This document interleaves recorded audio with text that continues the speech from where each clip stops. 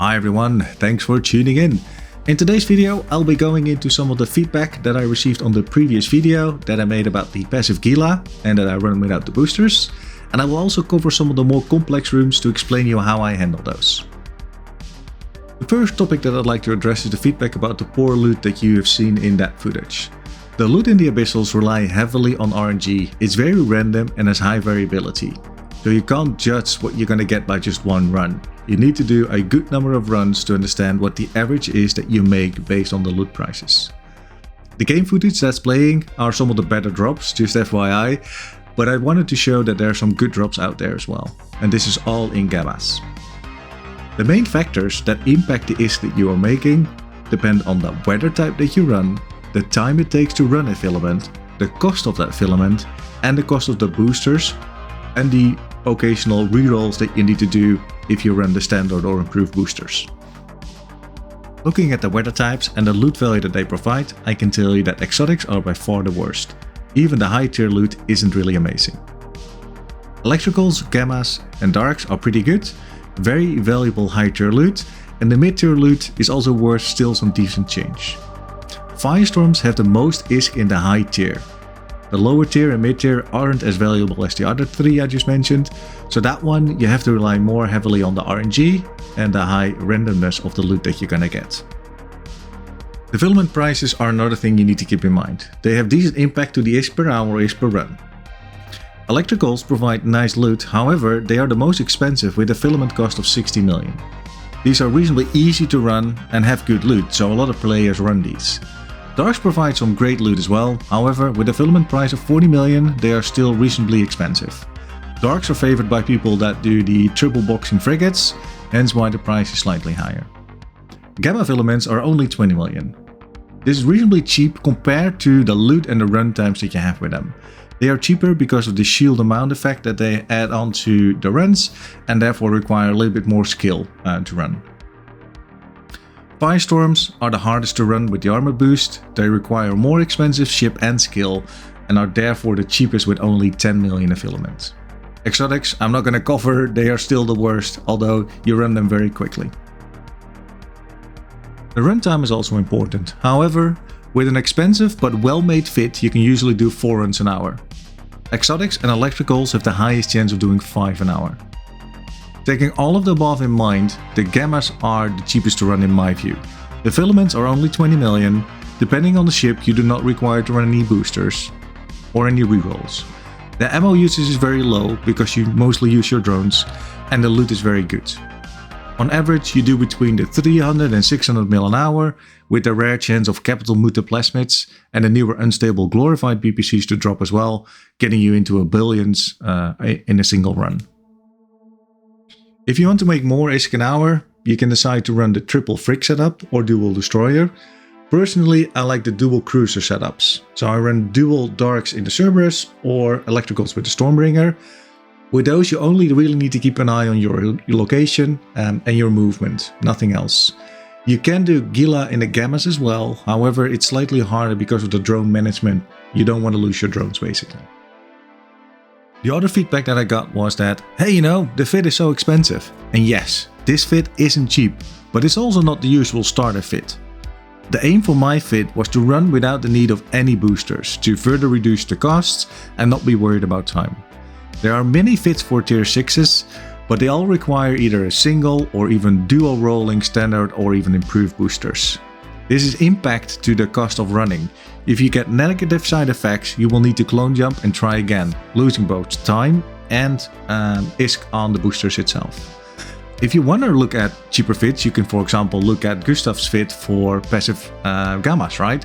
That works I think in most cases as well. I haven't done a lot of testing with those. I did obviously start with that one, so it's a good one to check out. But I wanted to try something different and be a little bit more flexible and a little bit more cap stable. I also got comments saying that the fit doesn't have enough shield or shield regeneration. The only thing I can say is that it does have enough. With a good afterburner and a low signature radius, because of the good mutated large shield extenders, it can handle even the toughest rooms. In case you do hit a big newt spawn, just run away until you get tackled, disable the afterburner and keep taking out NPCs and you'll make it on time. The peak shield generation lies at 33%, so hitting a 50% shield isn't too bad in my view. Obviously, there's still room to overheat the hardener to give you a little bit more resistances and help you out in that space if needed. Before looking at the more difficult runs, I'd like to say that running tier 6 Abyssals is a great thing to do and a great way of making ISK. Yes, the ship can get expensive, however doing crab beacons in nullsec or anomalies in wormhole space also requires expensive ships and even more accounts. I also see a lot of those pop up on the kill board, and these dreads and carriers or multi-boxing setups aren't cheap. And usually there's a lot of guidelines you need to stick with to be successful there, like rolling wormholes, being part of a standing fleet, all of those things which take out time of making ISK. If you are worried about ganking, you could invest in another character. Get a smart bombing battleship for example and warp onto the beacon to get rid of the gankers. Get a ganking battlecruiser yourself and kill enough of them so they don't have enough DPS left to take out your Abyssal runner. And alternatively, you could get a quick locking Orca pilot with remote wrapping shield capabilities. First try to dock your ship in the Orca, but if you do get bumped, you can get easily remote wrapped by the Orca. Also, never run close to the training hubs or locations which have a ton of 0.5 systems close by. The gankers know this, right?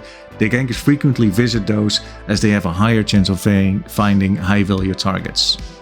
And at the end, keep in mind, it's not always about the ISK, it's also about having fun and relax. You know, this is not work. And with that, let's start looking at more of the difficult runs that I'd like to share with you. The first one is the Sunshine spawn.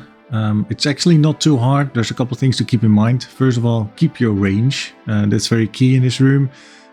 Take out the fissures first because they web.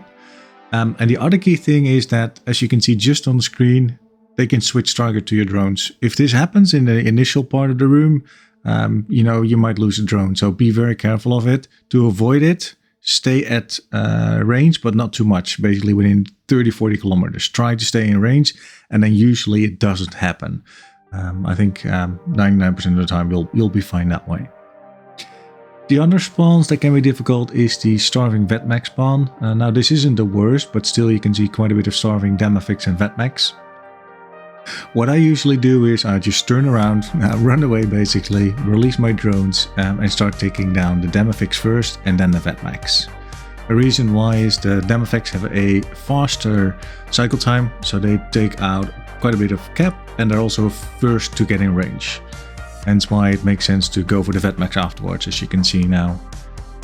Obviously keep an eye on drone aggro, but other than that, you know, it's pretty easy to run this basically. Just try to keep as range as long as you can and take down the Starvings. This is one of the rooms where I prioritize Starvings over tangling ones. There you go. Pretty easy. Let's keep going. And as you can see, because of the cap battery, my cap is in no danger, right? It keeps going pretty well. Even if you get a spawn with 5 or 6 Vetmax, might get tight, but it's definitely doable. The other one is the Lashek spawn. I took this example because it has the blinding ones. I did get a speed cloud, so it was easy to get in range, but what you have to do when you start this room is get your drones out. Well, we'll start moving, get your drones out and assign and kill the blinding Lasheks first, because they stay at range the longest, and then you go for the rest. If you do get a lot of Starvings, you try to stay at range and just take them out. If you're staying over 50 kilometers from the Starving, they do less neuting than they do when you get up closer. So try to stay around 60 or whatever, right? I'm not sure what the fall off is, but you should be fine that way. So there's two ways of approaching it. With blindings, you want to get in fast. With Starvings, you want to keep at range, if it's a lot of them, and then go for anything else that remains, basically. The other one that's always interesting is the Edencom room. This is a decent example. You have, I think, 5 battleships. You can get them with more battleships. The key thing here is to get the arresters, you can see now, down first, because they will web you. Especially the arrestor marshals do a ton of damage if you don't move, basically, or sit still. You can see it on my shield. Hence why you want to take the webifying NPCs down first and then go for the battleships, the arresters, or the the neuting ones, the drainer ones, whatever you want to do basically. It's not a difficult room. You have a ton of DPS and then don't have a ton of AHP, but the first, I guess, minute is the critical piece here. You need to make sure that you always keep moving in this room. And you can see the shield is going towards that 50% mark. But again, 33% is the optimal recharge rate. But yeah, it's just, I think it's a good example of the pain you can endure during one of the Enicom rooms, basically. If you stuck with me till the end of this video, I appreciate that very much. Please like and subscribe. I really appreciate you watching these videos. It's why I make them. Keep the feedback coming, negative or positive, and happy to answer any questions. Anyway, thanks for now, and catch you at the next video. Bye bye.